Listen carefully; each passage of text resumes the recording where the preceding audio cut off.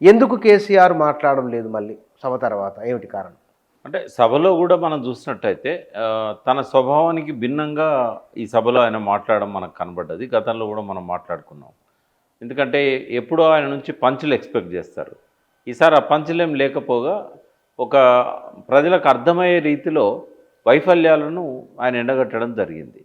ఎక్కడ కూడా ముఖ్యమంత్రి పేరు కూడా ఉచ్చరించలేదు ఆయన. ఒక సాదాసీదాగా ఆ ప్రసంగం అంతా కూడా జరిగింది. అక్కడక్కడ కొన్ని సామెతలు చెప్పినా కూడా బోరు కొట్టలేదు. విషయ పరిజ్ఞానాన్ని జనానికి అందించడానికి ఒక ప్రయత్నం అయితే ఆయన చేశాడు. సహజంగా ప్రజలు కానీ మీడియా కానీ ఎక్స్పెక్ట్ చేసే పంచులు అయితే అందులో పెద్దగా లేవు. సో బయటికి రావడం విషయంలో అయితే కేసీఆర్ ఎప్పుడు అంటుండేవాడు, రాజకీయాలు అనేటివి మనము ఎలక్షన్ల కంటే ఒక 1 year ముందు నుంచి చేయొచ్చు, కానీ నిత్యం అస్తమానం ఈ రాజకీయాలు చేసుకుంటే కూర్చుందామా, ప్రజలే గ్రహిస్తారు వైఫల్యాలు ఏంది, వాళ్ళు చేసే మంచి పనులు ఏంది అనేది ప్రజలే గ్రహిస్తారు. ఊరికే నోరు బారేసుకోవడం అవసరమా అని చెప్పి ఆయన ముఖ్యమంత్రి కాకముందే కూడా రాజశేఖర రెడ్డి పాలనలో, చంద్రబాబు పాలనలో ప్రతిపక్షాలు మాట్లాడే మాటలను దృష్టిలో పెట్టుకొని ఆయన చెప్పేవాడు. కాబట్టి ఆయన మీడియా ఇవాళ ఎందుకు అంత ఆసక్తిగా చూస్తుంది కేసీఆర్ మీడియా కాన్ఫరెన్స్ అని అంటే, ఒక నలుగురిని డెస్క్లో కూర్చోబెడతారు ఆయన మాట్లాడే అంశాల గురించి. అంటే పూర్తి సమాచారంతో పాటుగా అనేక అంశాలు ఉంటాయి అందులో. ఒక్క రిపోర్టర్ రాయలేడు, వాటి అన్నిటిని క్యాచ్ చేయలేడు కూడా. కాబట్టి మీడియా కాన్ఫరెన్స్ అంటే పండుగ మీడియాకు. ఎందుకంటే అన్నిటికంటే ఎక్కువ వ్యూస్ ఆయన మీడియా కాన్ఫరెన్స్కి వస్తాయి.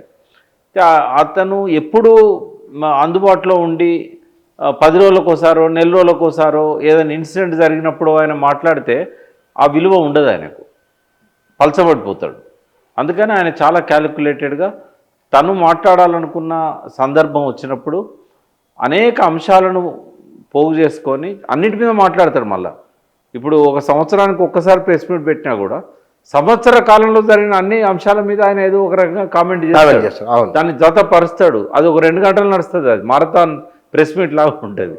సో ఆ ఇంపార్టెన్స్ని ఆయన మెయింటైన్ చేయాలనుకుంటున్నాడు. రెండవది ఏంటంటే వర్కింగ్ ప్రెసిడెంట్, తర్వాత సభలో ఒక నాయకుడుగా హరీష్ రావు గారు, వీళ్ళు ఇప్పుడు ఏ అంశం వచ్చినా కూడా సంబంధిత ఎమ్మెల్యేలు, మాజీ ఎమ్మెల్యేలతో మాట్లాడిస్తున్నారు.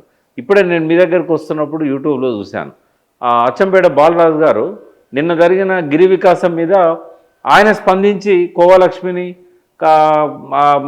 ఇల్లందుకు సంబంధించిన మాజీ ఎమ్మెల్యే కోయా కమ్యూనిటీ వాళ్ళని కూర్చోబెట్టుకొని ప్రెస్ మీట్ చేశాడు. గిరి వికాసం అంటే ఆదివాసీలకు సంబంధించి, అంటే ఒక్కొక్క అంశం, బీసీలకు సంబంధించిన అంశం వచ్చినప్పుడు బీసీలు, చాలాసార్లు శ్రావణ్ లాంటి వాళ్ళు, అంటే మనం ఏదైతే ఇదివరకు విమర్శలు ఉండేదో ఎప్పుడైనా ఆ కుటుంబమేనా, ఒక హరీష్ రావు లేదా ఒక కేటీఆర్ లేదా ఒక కేసీఆర్ అయినా అనేదాన్ని కొంచెం దాన్ని గ్రహించినట్టున్నారు వాళ్ళు. దాన్ని డైల్యూట్ చేయడానికి దళిత నాయకులతోని, బీసీ నాయకులతోని, పార్టీలో కొంచెం ఎదిగొచ్చిన జగదీష్ రెడ్డి లాంటి వాళ్ళతోని ఈ మధ్యకాలంలో మనం మీడియా కాన్ఫరెన్స్లు చూస్తున్నాం. కాబట్టి వాళ్ళకు అవకాశం ఇద్దాము, ఒక సందర్భం వచ్చినప్పుడు మాత్రం తను బయటకు వచ్చి మాట్లాడాలనేది ఆయనకున్నట్టుంది. సభలో చెప్పాడు, ఇంకా ఓపిక పట్టేది ఏం లేదు, 1.5 year అయిపోయింది, బయటికి రావాల్సిందే అనేది ఆయన కూడా చెప్పగానే చెప్పాడు. కానీ ఇక్కడ పీసీ ఘోష్ కమిటీ గడువు పొడిగింపు, ఆయనకు నోటీసులు ఇస్తారని లేదా ఆ విచారణకు రావాలని దానిపైన 1 ఏడాది కాలంగా చర్చ ఉంది. ఎందుకు ఆయన ఇప్పుడన్నా మాట్లాడవచ్చు కదా? బయట మాట్లాడాడు, కమిషన్ ముందు మాట్లాడతాడు. ఫస్ట్ కమిషన్ ముందు మాట్లాడిన తర్వాత అప్పుడు ఆయన బయటకు వచ్చి మీడియా ముందు మాట్లాడతాడు. అయితే నేను అనుకుంటా ఘోష్ గారు కూడా, నేను 2-3 సార్లు కలిశాను, అందరూ ఏం చెప్తారో విన్న తర్వాత ఫైనల్గా కేసీఆర్ గారిని, హరీష్ రావు గారిని, ఈటెల రాజేందర్, నా ముగ్గురు.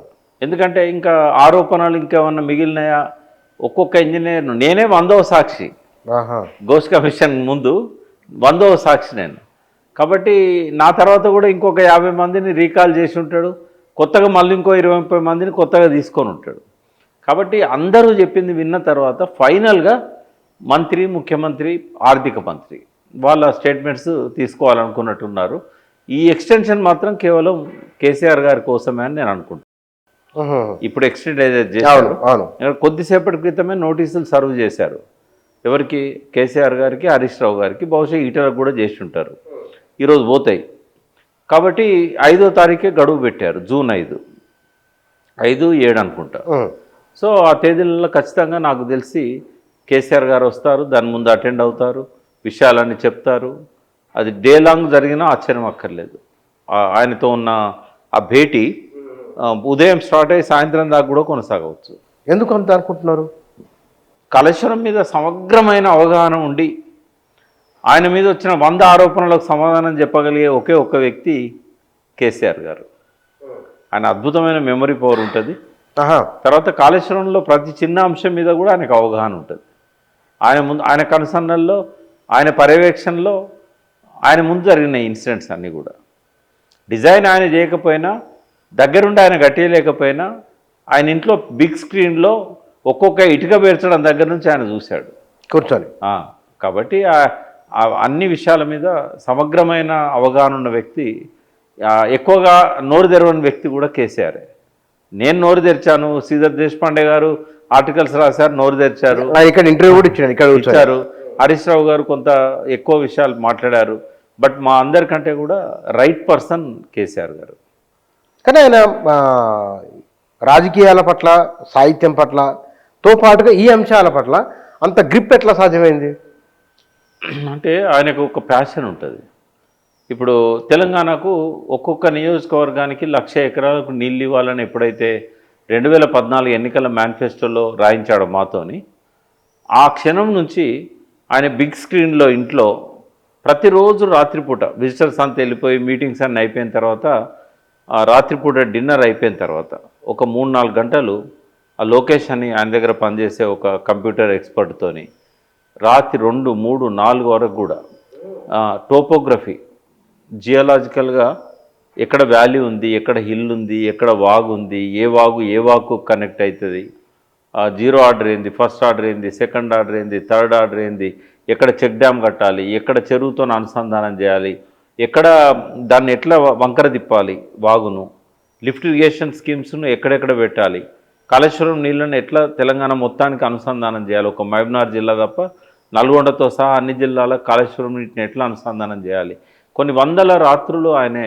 దాన్ని అంతా డైజెస్ట్ చేసుకొని, అర్థం చేసుకొని, నోట్స్ రాసుకొని, అప్పుడు ఇంజనీర్స్కి ఏంటంటే సూచన చేశాడు, నాకు ఈ ప్రాంతానికి నీళ్ళు కావాలి, నాకు సింగూరుకు రావాలి నీళ్ళు, సింగూరుకు రావాలంటే ఎట్లా రావాలి, అప్పర్ మానేరుకు రావాలంటే ఎట్లా రావాలి, కూడలేరని ఒక వాగ్ కనబడ్డది. ఈ వాగ్ మీద అప్పటికే ముత్యంరెడ్డి గారు ఎమ్మెల్యేగా ఉన్నప్పుడు దొమ్మాటలో చాలా చెక్ డ్యామ్స్ కట్టారు. సో ఇంట్లో నీళ్ళు వదిలిపెడితే డైరెక్ట్గా ఇవన్నీ రీఛార్జ్ అవుతాయి కదా, ఎక్కడ చెక్ డ్యామ్ ఉంటే అక్కడ గ్రౌండ్ వాటర్ పెరుగుతుంది కదా. ఇట్లా ఆలోచించి నిజాం సాగర్ చేయాలంటే హల్దీ వాగ్ నింపాలి, హల్దీ వాగ్ దాకా మనం కాలువ తీయాలి. ఇట్లా ఒక్కొక్కటి మెటిక్యులస్గా ప్లాన్ చేసి ఆయనకున్న ఈ జాగ్రఫికల్ అండర్స్టాండింగ్, అవగాహన, ఈ భూభౌతిక విషయాల పట్ల ఆయనకున్న అవగాహన, ఈ భూమి నైసర్గిక స్వరూపం పట్ల ఆయనకున్న అవగాహన, దానివల్ల అద్భుతంగా ఆయన కాళేశ్వరం ప్రాజెక్టును అన్ని ఏరియాస్తోనే అనుసంధానం చేయగలిగాడు.